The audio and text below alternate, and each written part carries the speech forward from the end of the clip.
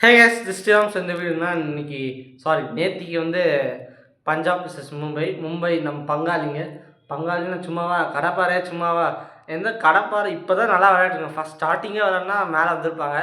So இப்போ விளாடி நமக்கு help பண்ணுறாங்க. பங்காளினா சும்மாவா நமக்கு. ஸோ நீ போய் விளாட்ணுன்னு நான் பஞ்சாப் பார்த்துக்கிறேன்னு சொல்லி முடிச்சு விட்டாங்க. பஞ்சாப் லாஸ்ட் 5 மேட்ச் பஞ்சாப் ரொம்ப ரொம்ப மோசமான தோல்வி. ஏன் இப்படி ஆடுன்னு தெரில. ஒரு 3 மேட்ச் ஜெயிச்சிருந்தா கூட அவ்வளோதான், பிடிச்சி ப்ளே ஆஃப்குள்ளே போயிருக்கலாம்.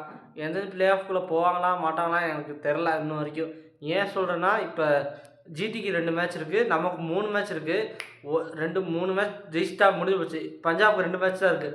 13 பாயிண்டில் இருக்கான். 14, 15, 16, 17 பாயிண்ட்டு. இப்போ நம்ம ஜெயிச்சா கூட 18 பாயிண்டில் போய் மேலே போயிடலாம்.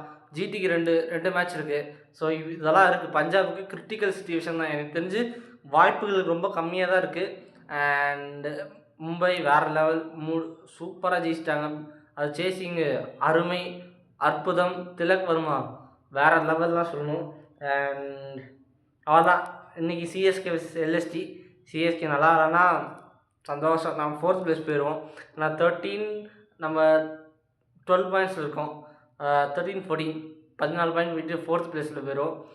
பஞ்சாப் கீழே வந்துடும். எப்படி போது பாருங்க நமக்கு மேட்ச்சு. ஸோ ரொம்ப கிரிட்டிக்கலாகவே இருக்குது. என்ன செய்யுது எல்லாம் நேரம். நம்மளே கொஞ்சம் ஒரு மேட்ச் ஜெயிச்சிருந்தா கூட நம்ம இந்த அவஸ்தைப்பட்டிருக்க மாட்டோம்னு நினைக்கிறேன். ஓகே, அடுத்த வீட்டில் பார்க்கலாம். Tata, bye bye.